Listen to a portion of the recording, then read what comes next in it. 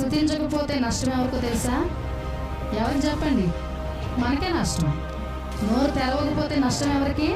మనకే. స్తుతించకపోతే నష్టం ఎవరికి? మనకే. నువ్వు మౌనంగా ఉంటానంటే ఉండు, మౌనంగా చేసేస్తాడు దేవుడి జీవితాంతం. అలా చేసుకోవద్దు.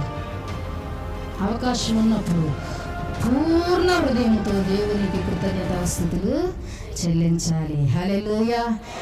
ఈ ఆరోగ్యం నువ్వు ఇచ్చిందేనయ్యా, ఈ స్థితి నువ్వు ఇచ్చిందేనయ్యా, ఈ ఇల్లు నీవు ఇచ్చిందయ్యా, ఈ వాహనం నీవు ఇచ్చిందయ్యా, ఇది నీదేనయ్యా, ఈ ఉద్యోగం నీదేనయ్యా, ఈ ధనం నీవు ఇచ్చిందేనయ్యా, ఈ స్థితి నువ్వు ఇచ్చిందేనయ్యా అని మనము ఎల్లప్పుడూ హృదయపూర్వకంగా దేవుని మనము స్తుతిస్తూ ఉంటే దేవుడు మరి అధికమైన కృపను మనకు అనుగ్రహించి దినదినమునకు ఒక నూతనమైన అభివృద్ధిని మన జీవితంలో కలుగజేస్తాడు. హల్లెలూయా.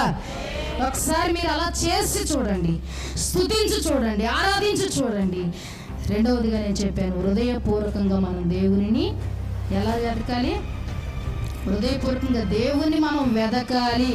చెప్పండి, హృదయపూర్వకంగా